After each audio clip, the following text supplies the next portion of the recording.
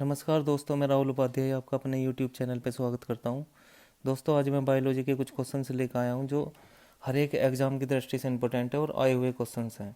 मैंने अपनी बायोलॉजी जो है पूरे कंप्लीट वीडियो इसमें डाल रखी है अपने YouTube चैनल पर, तो आप वहाँ से जाकर देख सकते हैं। तो आइए हम क्वेश्चंस करते हैं। मानव शरीर के अंदर लोहे की कमी से उत्पन्न होने वाला रोग कौन सा है? लोहे की कमी से, लोहे का मतलब होता है दोस्तों आयरन। लोहे की कमी से होने वाला रोग कौन सा है? तो जब लोहे की कमी हो जाती है हमारे शरीर में, तो हमारे शरीर में खून की कमी हो जाती है। तो खून की कमी हो जाती है, उस रोग को बोलते हैं हम रक्तहीनता रोग। और ये जो ऑप्शन ए में देख रहे हैं वर्णांधता, इसको हम कलर विजन कहते हैं, जिसमें रोगी को लाल और हरे रंग में अंतर नहीं चल पाता। आपने देखा होगा कि ये जो फोर्स वगैरह में ज़्यादातर इसको चेक किया जाता है, रेलवे वगैरह मेडिकल में, तो कलर विजन को चेक किया जाता है। तो ये भी जो है वर्णांधता, इसमें भी रोगी को लाल और हरे में अंतर नहीं पता चल पाता, और ये एक अनुवांशिक रोग है। अनुवांशिक रोग का मतलब होता है दोस्तों कि वो पीढ़ी दर पीढ़ी चला आ रहा है। तो ये ज़्यादातर बहुत नाम मात्र के बराबर ऑपरेशन है, ये दूर किया जा सकता है, बाकी ये दूर नहीं होता है। रतौंधी रोग है, इसको हम नाइट ब्लाइंडनेस भी कहते हैं। इसमें रोगी को रात को नहीं दिखता है, ये ऐसा रोग है। नेक्स्ट क्वेश्चन देखते हैं दोस्तों। हरे फलों को कृत्रिम रूप से पकाने में के लिए कौन सी गैस का प्रयोग किया जाता है? जो हरे फल होते हैं उसे हम अपनी इच्छा से, कृत्रिम का मतलब है आर्टिफिशियल रूप से, हम किसी फल को कैसे पका सकते हैं, कौन सी गैस की मदद से पका सकते हैं? तो ये एसिटिलीन गैस होती है दोस्तों, जिसे हम जो है, जो हरे फल होते हैं उस पर अगर हम छिड़काव करें एसिटिलीन गैस का, तो वो पक जाते हैं। नेक्स्ट क्वेश्चन देखते हैं दोस्तों। प्रमुख वायु प्रदूषण का एक उदाहरण है, वायु प्रदूषण का एक उदाहरण है जो वायु को प्रदूषित करता है। वायु का मतलब है हवा, हवा को जो प्रदूषित करता है वो कौन सी गैस है? तो ये है दोस्तों कार्बन मोनोऑक्साइड गैस। ये है जो ऑप्शन सी में है। ये क्या करता है, वाहनों से सबसे ज़्यादा जो प्रदूषण होता है रोड पे, सड़कों पर, तो ये होता है कार्बन मोनोऑक्साइड, क्योंकि इनके जो साइलेंसर होते हैं उनसे ये कार्बन मोनोऑक्साइड गैस निकलती है। नेक्स्ट क्वेश्चन देखते हैं। ग्रीन हाउस गैस है, जो ग्रीन हाउस गैस है वो कौन सी गैस मानी जाती है? Carbon dioxide, sulphur dioxide, nitric oxide या इथेन? तो ये कार्बन डाइऑक्साइड है, जो CO2 जिसे हम कहते हैं कार्बन डाइऑक्साइड। ये जो है ग्रीन हाउस प्रभाव के लिए बहुत ही मददगार है। तापमान जो नियंत्रण रहता है वो कार्बन डाइऑक्साइड के कारण ही रहता है। नेक्स्ट क्वेश्चन देखते हैं। वायु का प्रमुख घटक है, वायु का प्रमुख घटक, यानी कि इस क्वेश्चन में पूछा गया है कि वायु का प्रमुख घटक कौन सा है? जो वायुमंडल में है हमारे, सबसे ज़्यादा कौन सी गैस होती है? इसका मतलब ये है, देखो होती तो बहुत सारी हैं, कार्बन डाइऑक्साइड भी होती है बहुत नाममात्र के बराबर, ऑक्सीजन भी होती है ना, और कुछ अक्रिय गैस भी पाई जाती हैं, लेकिन नाइट्रोजन गैस जो होती है ये सबसे ज़्यादा होती है। ये होती है दोस्तों 78%। ये 78% पाई जाती है हमारे वायुमंडल में। तो वायु का मुख्य घटक इन्होंने पूछा है, तो मुख्य घटक हो जाएगा नाइट्रोजन, इसका सही आंसर होगा। नेक्स्ट क्वेश्चन देखते हैं। रक्त में लाल रंग में से किसके का रक्त में लाल रंग में से किसके कारण होता है? दोस्तों ये क्वेश्चन है कि रक्त का जो लाल रंग होता है वो किसके कारण होता है? तो रक्त का लाल रंग, हमारे खून का लाल रंग जो होता है दोस्तों, वो हीमोग्लोबिन के कारण होता है, क्योंकि हीमोग्लोबिन में पाई जाती है RBC. RBC red blood cells कहते हैं जिसको हम, लाल रक्त कणिकाएं, तो इसी के कारण होता है। और हीमोग्लोबिन का निर्माण कौन करता है? तो हीमोग्लोबिन का निर्माण करता है लोहा, जिसे हम आयरन कहते हैं। लोहा, लोहा करता है दोस्तों इसका निर्माण। ठीक है, तो इसमें लाल रंग जो होता है रक्त का, वो किसके कारण होता है? हीमोग्लोबिन के कारण होता है। इसका बी राइट आंसर हो जाएगा। नेक्स्ट क्वेश्चन देखते हैं। जीव विज्ञान के जनक के नाम से जाना जाता है, जीव विज्ञान के जनक किसको कहा जाता है? दोस्तों देखो, जीव विज्ञान में हम दो शाखा पढ़ते हैं, जीव विज्ञान में दो शाखा के बारे में पढ़ते हैं। एक तो हो जाती है आपकी जूलॉजी, जूलॉजी, और एक हो जाती है हमारी जो है इसमें बायोलॉजी। तो इसमें बायोलॉजी में दो चीज़ें पढ़ते हैं, वनस्पति विज्ञान और जंतु विज्ञान। ठीक है, तो अगर आपसे पूछा जाए कि जीव विज्ञान के जनक किसे कहा जाता है, तो जीव विज्ञान के जनक माना जाता है अरस्तु को। देखो, अगर आपसे जंतु विज्ञान के जनक पूछा जाए तब भी अरस्तु है। अगर आपसे वनस्पति विज्ञान के पूछा जाए तो थियोपरेटस है, थियोपरेटस, थियोपरेटस, थियोपरेटस, ठीक है। और पूरे टोटल अगर जीव विज्ञान के जनक पूछा जाए तो फिर वो है अरस्तु। तो इसका राइट आंसर हो जाएगा अरस्तु। नेक्स्ट क्वेश्चन देखते हैं। मनुष्य के शरीर में मांसपेशियों की गिनती करने पर कुल कितनी मांसपेशियां होती हैं? देखो दोस्तों, यहाँ पर दो तरह के क्वेश्चन आते हैं। एक तो आपसे पूछेगा हड्डियों की संख्या, हड्डी कितनी होती है, हड्डी मतलब बोन्स। और आपसे दूसरा क्वेश्चन पूछेगा ये मांसपेशी, मांसपेशी। तो मांसपेशी का मतलब है दोस्तों मसल्स, मसल्स कितनी होती हैं। तो आपसे मसल्स, आपसे पूछ सकता है मसल्स की संख्या, आपसे पूछ सकता है हड्डियों की संख्या। तो अगर आपसे हड्डियों की संख्या पूछेगा तो हड्डियों की संख्या है 206, ठीक है, 206। अगर आपसे मांसपेशी की संख्या यानी कि मसल्स की संख्या पूछता है तो उसमें आपकी संख्या है 639। तो जो इस क्वेश्चन का राइट आंसर होगा वो होगा ऑप्शन बी, ऑप्शन बी इसका राइट आंसर होगा दोस्तों। नेक्स्ट क्वेश्चन देखते हैं। रक्त में पाई जाने वाली धातु कौन सी है? रक्त में पाई जाने वाली धातु कौन सी है? तो अभी हमने ये क्वेश्चन करा भी है कि रक्त में कौन सी धातु पाई जाती है, ये किसके अधिकता से जो है हमारे खून का लाल रंग होता है। तो ये है दोस्तों लोहा, लोहे को ही हम आयरन बोलते हैं। और इसके निर्माण से ही, इसकी मदद से ही हमारे शरीर में जो है हीमोग्लोबिन का निर्माण होता है, जिसके कारण हमारे ब्लड का लाल रंग होता है। नेक्स्ट क्वेश्चन देखते हैं। नेक्स्ट क्वेश्चन है पुष्पों का अध्ययन क्या कहलाता है? पुष्पों का अध्ययन, तो पुष्पों का अध्ययन यानी कि जो पुष्प होते हैं, फूल होते हैं, उसका अध्ययन कहलाता है एंथोलॉजी। ये आपका ऑप्शन ए हो जाएगा, राइट आंसर होगा, ठीक है। एंथोलॉजी ये अध्ययन पूछता है, ये भी एक जीव विज्ञान की शाखाएं होती हैं जो अध्ययन को बताती है। जैसे हम बायोलॉजी पढ़ते हैं तो बायोलॉजी, बायोलॉजी का मतलब होता है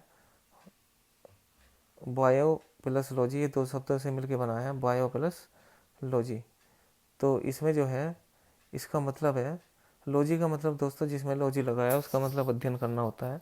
और बायो का मतलब है सजीव चीज़ों का अध्ययन, जिसमें हम सजीव चीज़ों का अध्ययन करते हैं उसे हम बायोलॉजी कहते हैं। सजीव चीज़ वो होती है जिसमें कोई सांस चल रहा हो, जिसका कोई पाचन हो रहा हो, वो सजीव चीज़ें हैं, ठीक है। और निर्जीव वो होती हैं जैसे कुर्सी मेज हो गया। तो ऐसे ही यहाँ पे पुष्पों का अध्ययन पूछा है तो एंथ्रोलॉजी राइट आंसर होगा। नेक्स्ट क्वेश्चन हम देखते हैं।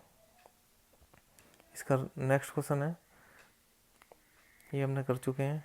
नेक्स्ट क्वेश्चन देखते हैं। मानव शरीर में रक्त का शुद्धिकरण कौन करता है?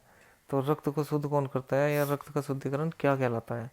तो देखो दोस्तों, रक्त को शुद्ध करना, शुद्ध करने का मतलब होता है फेफड़ों से, फेफड़े शुद्ध करते हैं। फेफड़ों को इंग्लिश में कहते हैं लंग्स। इसको हम क्या बोलते हैं? हम बोलते हैं लंग्स कहते हैं इनको। तो ये जो है इनका कार्य क्या होता है शरीर से, जो ब्लड है हमारा, देखो दो तरह का ब्लड होता है। एक तो होता है हमारा शुद्ध ब्लड जिसे हम प्योर ब्लड कहते हैं, प्योर। और एक होता है हमारा अशुद्ध ब्लड जिसे हम इम्प्योर ब्लड कहते हैं, इम्प्योर ब्लड, ठीक है। तो जो प्योर ब्लड होता है वो होता है ऑक्सीजन वाला, O2 वाला। और जो इम्प्योर ब्लड होता है इसके साथ में ऑक्सीजन के साथ में ना CO2 गैस भी होती है, CO2 गैस। तो CO2 मतलब कार्बन डाइऑक्साइड गैस। तो ये जो ऑक्सीजन वाला ब्लड है वो तो होता है किसके पास में? हार्ट के पास में होता है, हमारे हृदय के पास में, ठीक है। और जो कार्बन डाइऑक्साइड और O2 वाला, इसको बोलते हैं हम अशुद्ध ब्लड। ये किसके पास में जाता है? ये जाता है हमारे फेफड़े के पास। तो ये फेफड़ा क्या करते हैं, हमारे लंग्स क्या करते हैं, ये क्या करते हैं, इसमें से CO2 को अलग करते हैं और ऑक्सीजन वाला जो ब्लड बचता है वो ट्रांसफ़र कर देते हैं हार्ट को। तो हार्ट जो है, हार्ट क्या करता है, हार्ट का क्या कार्य होता है? हार्ट जो है पंप होता है। ये 1 मिनट में हमारा 72 बार धड़कता है हृदय। तो वो धड़कना ही क्या कहलाता है? वो ब्लड को क्या करता है? पंप करता है, ठीक है। लेकिन शुद्ध कौन करता है? शुद्ध फेफड़े करते हैं। हृदय पंप करता है, फेफड़े शुद्ध करते हैं। और किडनी का कार्य होता है फिल्टर करना, फिल्टर करना, फिल्टर करता है ब्लड को, यानी कि हमारे मूत्र में से, यानी हमारे रक्त में से मूत्र को अलग करता है, इसको हम फिल्टर कहते हैं। तो जो किडनी है वो फिल्टर करने का कार्य करती है, जबकि यकृत, यकृत को हम लीवर कहते हैं दोस्तों। और इस लीवर का कार्य होता है, इस लीवर का कार्य जो होता है वो होता है हमारे शरीर में भोजन को पचाने का, ठीक है। हमारे शरीर में भोजन को पचाने का कार्य होता है यकृत का। नेक्स्ट क्वेश्चन देखते हैं, और ये शरीर की सबसे बड़ी ग्रंथि होती है यकृत। ये भी क्वेश्चन पूछा जाता है, शरीर की सबसे बड़ी ग्रंथि कौन सी है? यकृत। अगर आपसे पूछा जाए कि दूसरी बड़ी ग्रंथि कौन सी है, तो दूसरी बड़ी ग्रंथि है पैनक्रियास बोलते हैं जिसे इंग्लिश में, और हिंदी में अग्नाशय कहते हैं। ठीक है दोस्तों, नेक्स्ट क्वेश्चन पे चलते हैं। मानव शरीर में लाल रक्त कणिकाओं का जीवन काल कितने दिनों का होता है? मानव शरीर में ये देखो लाल रक्त कणिकाएं, लाल रक्त कणिका को बोलते हैं आरबीसी, इंग्लिश में बोला जाता है इसको रेड ब्लड सेल्स।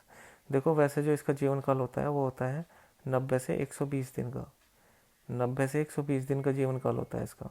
अब ये 90 से 120 दिन, लेकिन ऑप्शन में इसमें गलती से 2 दे रखे हैं, 90 भी और 120 भी, तो इसमें जो हाईएस्ट होगा हम उसको आंसर मानेंगे, तो इसका ऑप्शन हो जाएगा बी दोस्तों। ठीक है, आरबीसी का जीवन काल होता है 90 से 120 दिन। देखो ब्लड जो है हमारा 4 कंपोनेंट से मिलकर बनता है, थोड़ा सा समझा देता हूँ आपको इसमें मैं। ब्लड जो बनता है हमारा, ये बनता है 4 कंपोनेंट से। ठीक है दोस्तों, 4 कंपोनेंट इसमें कौन कौन से होते हैं? एक तो मुख्य जो है, एक तो होता है प्लाज्मा, प्लाज्मा। ठीक है, और जो दूसरा होता है इसमें होते हैं 3 कंपोनेंट्स। एक तो मैंने आपको बताया अभी आरबीसी, एक होता है इसमें डब्ल्यूबीसी, और एक होता है इसमें प्लेटलेट्स, प्लेटलेट्स। ठीक है, ये होते हैं इसमें। अब ये जो है प्लाज्मा, ये प्लाज्मा होता है, इसमें 90% पानी होता है। ठीक है, तो ये तो लिक्विड वाला भाग है, हल्के पीले कलर का होता है, जबकि आरबीसी है ये लाल होता है, और प्लाज्मा का कलर होता है पीला। इसका जो जीवन काल है, इसका जीवन काल होता है 90 से 120 दिन। ठीक है, जीवन काल बहुत पूछे जाते हैं, जीवन काल का क्वेश्चन सबसे ज़्यादा पूछा जाता है बायोलॉजी में। ठीक है, अगर कोई पेपर में आता है तो क्वेश्चन, अगर ब्लड से क्वेश्चन है तो इनके कार्यकाल जरूर पूछता है। डब्ल्यूबीसी का कार्यकाल होता है 3 से 4 दिन, 3 से 4 दिन, जबकि प्लेटलेट्स का कार्यकाल होता है कम से कम 1 वीक, यानी कि 1 हफ्ता, 1 हफ्ता। ठीक है, तो ये इसके जो जीवन काल होते हैं और ये ज़्यादातर पूछे जाते हैं, और इन्हीं से ही ब्लड में जो होती हैं ये चारों चीज़ें होती हैं, इन्हीं से मिलके हमारा ब्लड बनता है। तो दोस्तों इसका जो राइट आंसर होगा वो होगा बी ऑप्शन, 120 दिन।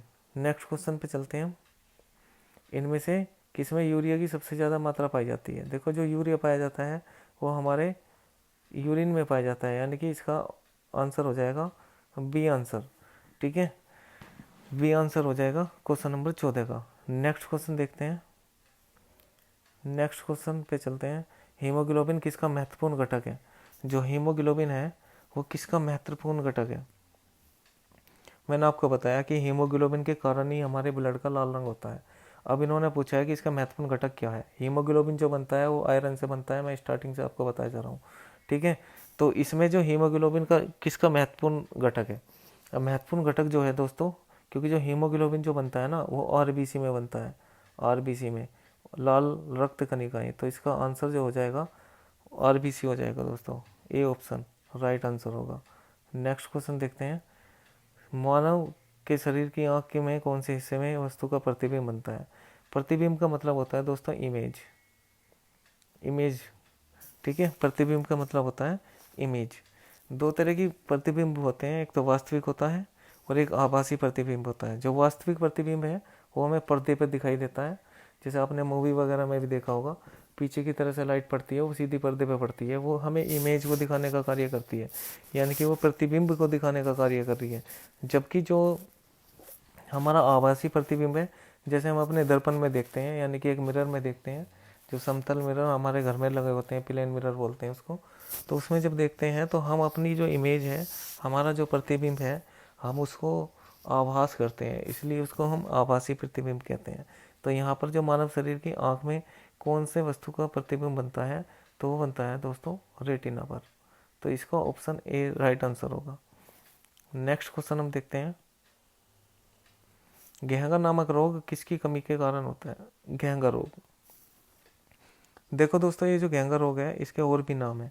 घेंगा रोग को ही हम गलकंड रोग भी कहते हैं, गलकंड रोग भी इसको भी कहा जाता है। ठीक है, गलकंड रोग ये क्या होता है? ये आयोडीन की कमी से होता है, तो इसका राइट आंसर होगा आयोडीन। आयोडीन क्या होता है? देखो दोस्तों आयोडीन नमक भी होता है, लेकिन उसमें मात्रा पूरी आयोडीन की नहीं होती है, क्योंकि अब ये जो अच्छे नमक है, जैसे टाटा नमक हो गया, टाटा नमक ये एक अच्छा नमक आता है, ज़्यादातर आप यूज़ भी करते होगे खाने में। खाने में सबसे ज़्यादा यूज किसका होता है? टाटा नमक का ही होता है। तो यहाँ पर जो है ये जो टाटा नमक है, इसमें आयोडीन की मात्रा अधिक होती है, आयोडीन की मात्रा इसमें अधिक होती है।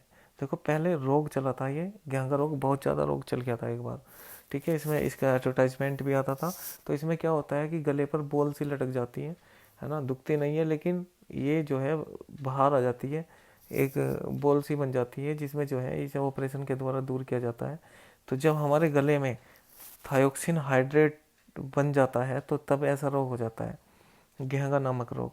तो ये घेंगा नामक रोग जो होता है आयोडीन से पूरा होता है। अगर आयोडीन की कमी हो जाए तब होगा, अगर आयोडीन की पूर्ति रहे हमारे शरीर में तो ये रोग नहीं होता है। तो ये आयोडीन की बात करें, अगर हम आयोडीन प्राप्त कहाँ से होता है, तो आयोडीन प्राप्त होता है भूरे शैवालों से। जो भूरे शैवाल होते हैं, शैवाल का मतलब होता है एक तरीके से आप ऐसे समझो काई, ठीक है। तो ये जो भूरे शैवाल हैं ये पाए जाते हैं समुद्र तट के किनारे, समुद्र के किनारे। देखो नमक जो प्राप्त होता है वो समुद्र से ही होता है, ये समुद्र के किनारे पाए जाते हैं। तो ये जब समुद्र के किनारे जो होते हैं, वो काई जो होती है उसको हम भूरे शैवाल कहते हैं, उसी से ही हमें आयोडीन प्राप्त होता है। तो आयोडीन की मात्रा जो है सभी नमक में मिलाई जाती है, किसी में कम मिलाई जाती है तो किसी में ज़्यादा मिलाई जाती है, ठीक है दोस्तों। तो आयोडीन की अगर कमी हो जाए हमारे शरीर में तो फिर कौन सा रोग हो जाता है? घेंगा या गलकंठ रोग। नेक्स्ट क्वेश्चन पे चलते हैं। लाल रक्त कणिकाओं का शमशान कहलाता है। देखो ये क्वेश्चन एक तरीके से और भी आता है कि आरबीसी का कब्रिस्तान किसको कहते हैं। तो यहाँ पर इसका राइट आंसर हो जाएगा बी ऑप्शन, पलीहा को कहा जाता है। ये जो पलीहा है इसको हम इंग्लिश में बोलते हैं स्प्लीन, स्प्लीन कहते हैं दोस्तों। ये इसको कहते हैं लाल रक्त कणिकाओं का शमशान। यानी कि जो आरबीसी मृत होती है 90 से 120 दिन का कार्यकाल होता है, इसके बाद में जब इनका जीवन काल पूरा हो जाता है तो ये मृत होकर कहाँ पर जाती हैं? पलीहा के पास में जाती हैं, इसलिए इसको कब्रिस्तान कहते हैं या शमशान कहा जाता है। नेक्स्ट क्वेश्चन पे चलते हैं। मानव शरीर में खून के शुद्धिकरण की प्रक्रिया को क्या कहते हैं? मानव शरीर में खून की शुद्धिकरण की प्रक्रिया को, जो मानव शरीर में जो ब्लड शुद्ध होता है उसको कहा जाता है डायलिसिस, डायलिसिस प्रक्रिया कहते हैं, ठीक है। इसका ये ऑप्शन राइट हो जाएगा। नेक्स्ट क्वेश्चन पे चलते हैं, जो हमारा लास्ट क्वेश्चन है। मानव शरीर में डब्ल्यूबीसी का जीवन काल कितना होता है? देखो आप इसमें डब्ल्यूबीसी का पूछ लिया है ना, इससे पहले जो क्वेश्चन था उसमें आरबीसी का पूछा गया था, तो ये बार बार क्वेश्चन पूछे जाते हैं। तो अभी मैंने आपको पहले भी बता दिया है। तो इसका जीवन काल कितना होता है? इसका जीवन काल होता है 3 से 4 दिन, ठीक है दोस्तों। 3 से 4 दिन का जीवन काल इसका होता है डब्ल्यूबीसी का। आरबीसी का होता है 90 से 120 दिन, प्लेटलेट्स का होता है 1 हफ्ता, यानी कि 6 से 7 दिन, 6 से 7 दिन। ये है आपका प्लेटलेट्स का, ठीक है। प्लेटलेट्स का जीवन काल होता है 6 से 7 दिन। तो दोस्तों ये क्वेश्चन है जो बार बार एग्जाम में पूछे जाते हैं। तो उम्मीद है कि आपको ये क्वेश्चंस बहुत पसंद आए होंगे। अगर आपको ये पसंद आए हैं तो प्लीज़ हमारी वीडियो को ज़्यादा से ज़्यादा शेयर करें, और जो हमारे चैनल पर नए हैं वो सब्सक्राइब करें, ताकि और जो है इसी तरह के जो टेस्ट हैं, मुझे बायोलॉजी से जितने भी पूछे गए क्वेश्चंस हैं वो मैं कंटिन्यू आपको देता रहूँगा, ठीक है। तो आप या तो इन क्वेश्चंस को लिखें, या फिर आप टॉपिक वाइज अगर आप पढ़ लेंगे बायोलॉजी को तो बहुत ही आसानी से आप इन क्वेश्चंस को कर सकते हैं, फिर आपको कोई प्रॉब्लम इसमें नहीं होगी। अगर आपको किसी क्वेश्चंस में या कुछ जानना है या कोई प्रॉब्लम है तो आप कमेंट बॉक्स में लिख सकते हैं, हम उनका सॉल्यूशन ज़रूर देंगे, ठीक है। तो मिलते हैं नेक्स्ट वीडियो में नेक्स्ट टेस्ट के साथ में। तब तक के लिए धन्यवाद। जय हिंद।